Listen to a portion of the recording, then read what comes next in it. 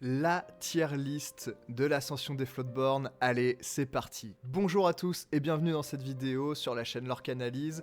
Aujourd'hui, on va faire la tier list du chapitre 2, l'ascension des Floodborn, le chapitre 3 qui arrive fin février.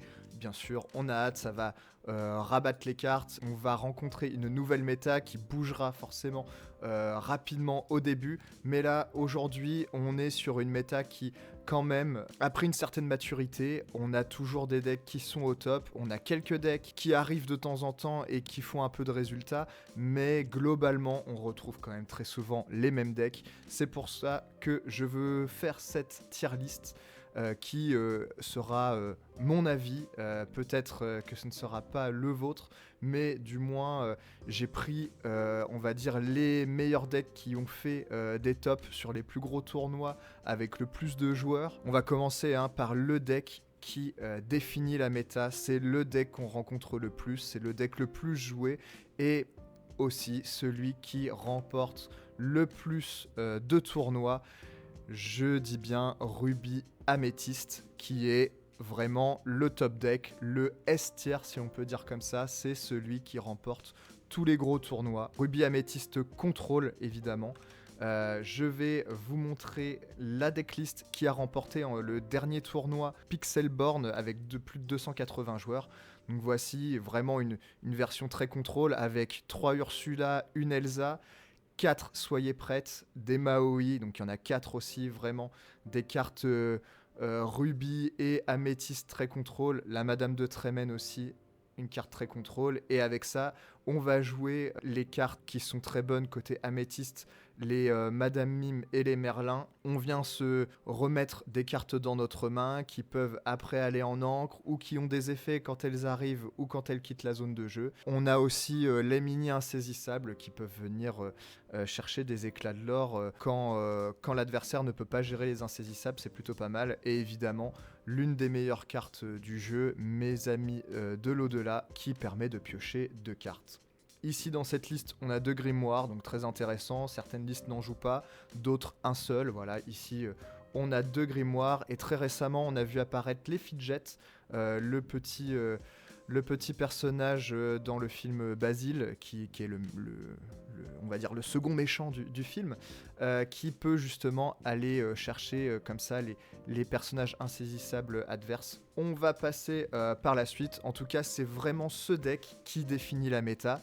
Il y aura des decks qui seront forts, mais qui perdront systématiquement contre ce deck, et de ce fait seront assez bas dans cette tier list. On prend par exemple Ambre Améthyste, qui est un deck plutôt aggro, qui lui a un match-up pas forcément très bon contre Ruby Améthyste Control, quoique s'il le prend de vitesse peut réussir. Celui-ci je le mettrai en tier 2. Voilà la decklist Ambre Améthyste, donc celle-ci vraiment très très aggro. Là on va vraiment chercher à collecter des éclats de l'or le plus vite possible, donc c'est un deck évidemment aussi très puissant, très bien construit, mais face à des decks qui ont la couleur acier, malheureusement ce deck aura beaucoup de mal à gagner contre acier. C'est vraiment des match-ups très polarisés.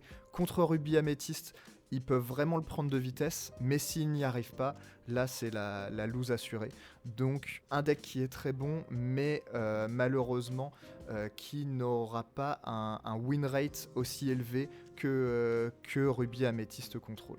Ensuite, on a Ambre Ruby. Alors là, j'hésite entre le mettre dans le tier 1 ou le tier 2. Pourquoi ? Parce qu'il a un très bon match-up contre Ruby Améthyste. Je le mettrais bien en tier 1 quand même. C'est pas un deck qui a non plus remporté des gros tournois, mais contre Ruby Améthyste, il se débrouille très bien. Donc voilà la decklist, une decklist qui a topé, c'est pas forcément celle que j'aurais fait personnellement. En tout cas, c'est un deck évidemment qui est très puissant. On joue, la base du deck, c'est évidemment le Mufasa qui est très très fort contre Ruby Améthyste, puisque lorsqu'il va être banni, on va regarder la première carte au-dessus de notre pioche et on va la jouer automatiquement. Ce qui veut dire que si notre adversaire va nous faire un Soyez prête ou une Madame de Trémène, on aura tout de même une carte sur notre board, donc vraiment très très fort. Et ensuite, on est relativement, je dirais, aggro, puisque on joue beaucoup de personnages à chaque tour, et on a notre Stitch qui nous permet, lorsqu'on joue un personnage de 2 ou moins, de piocher. Il peut arriver assez tôt dans la partie si on l'altère sur l'autre Stitch. Donc vraiment, un deck très puissant, mais qui, si il n'a plus de ressources, eh bien, peut aussi perdre très vite. Donc un deck moins stable, mais qui a un bon match-up contre Ruby Améthyste. C'est pour ça que je le mets en tier 1. Ensuite, on a Acier Améthyste. Donc celui-ci, je le mettrais en tier 2 quand même. Pourquoi ? Parce que je pense que Ruby Améthyste est quand même meilleur. Il peut gagner à la fatigue, mais c'est quand même très difficile. Je vais vous montrer une decklist. Donc il peut gagner à la fatigue. Alors dans cette decklist, pour le coup, il n'y a pas ce rêve bleu, mais c'est un deck qui, lui, sera très fort contre les decks, on va dire, mid-range aggro. Vraiment là-dessus, il est taillé pour ça. Par contre, les decks plus contrôle comme Ruby Améthyste, ça va être un peu plus compliqué. Mais un deck aussi très solide. Mais je le mettrais pour le coup en tier... je l'ai mis en quoi ? En tier 2, non ? Parce que contre Ruby Améthyste, ça sera malheureusement un peu moins fort. Comme je disais, il y a la version Meule contre Ruby Améthyste avec les rêves bleus, mais une stratégie qui est relativement difficile à mettre en place. On passe maintenant sur Saphir Ruby. Alors pour le coup, je le mettrai à la fin du tier 2. Pourquoi ? Parce que c'est un deck qui pour moi est pas assez stable. En tout cas sur les premiers tours de jeu, on fait pas grand chose à part piocher. Si notre adversaire nous prend de vitesse, ça peut devenir très compliqué. Et donc je trouve que c'est déjà un deck relativement difficile à jouer. Et c'est pas un deck qui a fait énormément de résultats. Je vais vous montrer la decklist. Donc voilà, on va essayer d'accélérer en mana avec les plumes en écailles de poisson, avec les Mickey. On joue pas mal d'objets pour gagner des éclats de l'or avec notre Tamatoa. Et ensuite, on joue beaucoup de cartes de contrôle. Mais comme je disais, c'est un deck qui, en early game, ne fait pas grand-chose. Et ça peut être très compliqué face à des decks mid-range et aggro qui, on va dire, on peut presque systématiquement perdre. Après, contre des decks plus contrôle, ça peut être très fort, surtout s'ils n'ont pas la couleur acier qui vont venir détruire vos objets. Et donc là, le Tamatoa va se faire plaisir et va pouvoir collecter des éclats de l'or très rapidement. Donc pour ces raisons, je le mets à la fin du tier 2. Ensuite, on arrive sur Ambre Acier, qui est personnellement mon deck préféré, celui avec lequel j'adore jouer. Il y a deux versions. Il y a les versions avec les lanternes. Contre les decks aggro et les decks midrange sera plus fort. Mais il y a la version aussi avec les flûtes et avec lesquelles on joue un petit peu plus de chansons et les gastons. Et pour ces raisons-là, ce deck-là avec les flûtes est bien plus fort contre Ruby Améthyste que la version avec les lanternes.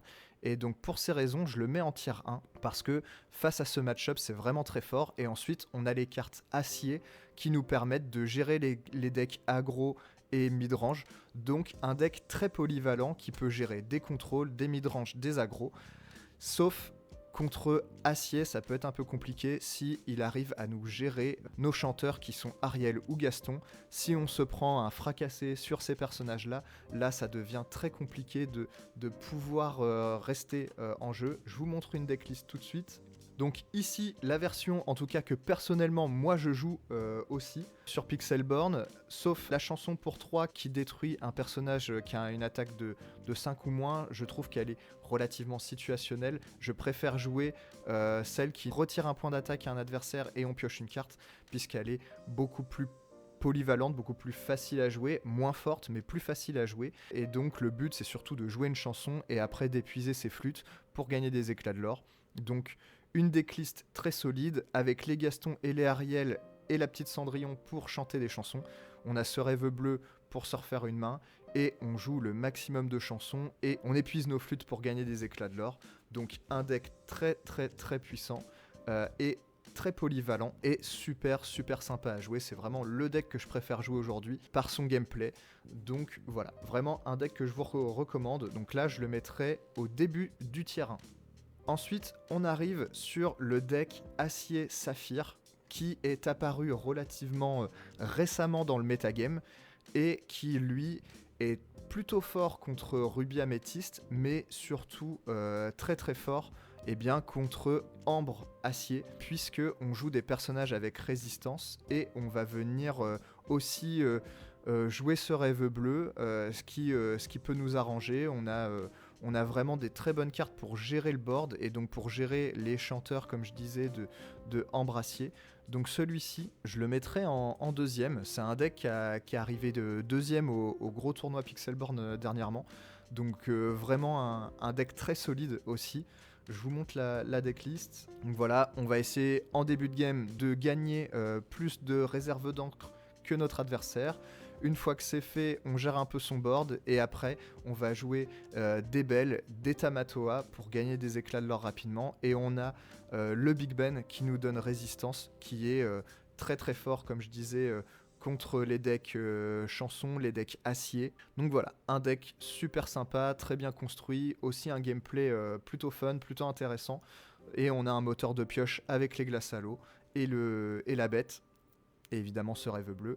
Donc un deck super, et en plus on joue le Hades qui est une carte, ma foi, plutôt épicée. Moi j'adore ce deck. Deux autres decks qui nous restent et qui sont avec malheureusement la couleur la moins forte actuellement dans l'Orcana, qui est Émeraude. Et donc on va commencer par Acier Émeraude, donc un deck discard de la main de l'adversaire. Donc voilà, on va jouer des Prince Jean, des Bucky, des Hypnose et des personnages Floodborn pour venir défausser la main de l'adversaire. On a aussi Cruelle le Diablesse. Et ensuite, on a des cartes de gestion de board d'acier qui sont les Fracassés, l'effet Clochette, les Tuons la Bête. Voilà, on va essayer de gérer le board de l'adversaire, remonter un peu les cartes aussi en main avec Bibidi Babidi Bou. On va venir comme ça défausser petit à petit la main de l'adversaire. Et si c'est un deck qui ne joue pas ce rêve bleu, eh bien on peut lui prendre toutes ses ressources, tout son card advantage qu'il pourrait faire, on lui retire et on va venir gérer le board. Malheureusement, Rubis Améthyste Control est un deck qui pioche énormément et donc ça sera moins fort. Et aussi les decks acier qui sont très présents dans la méta jouent beaucoup ce rêve bleu et donc face à ça, ce deck perd presque obligatoirement. Donc un match-up assez polarisé, c'est pour ça que je le mets en tier 3. Et enfin, on a Ambre Émeraude qui est un deck aggro. Je vous montre la decklist tout de suite. On va essayer de jouer un maximum de personnages très rapidement et de partir à l'aventure avec des très bons loreurs comme Cusco ou le Chapelier Fou qui gagne 3 éclats de l'or. On a aussi Ray qui est insaisissable qui gagne 3 éclats de l'or. Et on a la boucle Stitch, donc plutôt un deck aussi bien construit. Là, notre but, c'est vraiment d'aller partir à l'aventure le maximum possible, de mettre un maximum de personnages sur le board et de prendre de vitesse notre adversaire. Donc, un deck qui peut évidemment gagner contre Rubis Améthyste si on le prend de vitesse, mais si on n'y arrive pas, là, on perd obligatoirement. Donc, un deck très polarisé, des parties qui peuvent se terminer relativement rapidement. Mais voilà, pour ceux qui aiment jouer les decks aggro, celui-ci est plutôt pas mal. Donc voici une decklist, mais malheureusement c'est un deck qui ne sera pas assez stable, avec lequel vous n'arriverez pas, je pense en tout cas, à arriver dans les tops des tournois. Vous pouvez gagner des games évidemment, vous pouvez toujours battre les plus gros decks de la méta, mais pas assez souvent. Et voilà, c'est tout pour cette decklist. Je sais pas si vous êtes d'accord avec moi, n'hésitez pas à me le dire dans les commentaires évidemment. Le but c'est d'en débattre, c'est aussi potentiellement de me proposer d'autres decks, d'autres associations de couleurs que je n'ai pas mises ici. Parce que tout simplement c'est des decks que Là, j'ai pris des decks qui ont fait un peu de résultats quand même en tournoi. Il y a d'autres associations de couleurs de possibles, mais qui n'ont pas fait de résultats. Donc, n'hésitez pas à me dire dans les commentaires ce que vous auriez vu dans cette tier list, si il y a des ajustements à faire, et aussi dans les decklists que je peux proposer et qui seront toutes en description, si il y a des choses que vous auriez modifiées. C'est pas mes decklists, c'est vraiment des decklists qui ont fait du résultat. J'espère que cette vidéo vous aura plu. Je vous dis à la prochaine pour de futures vidéos. Salut!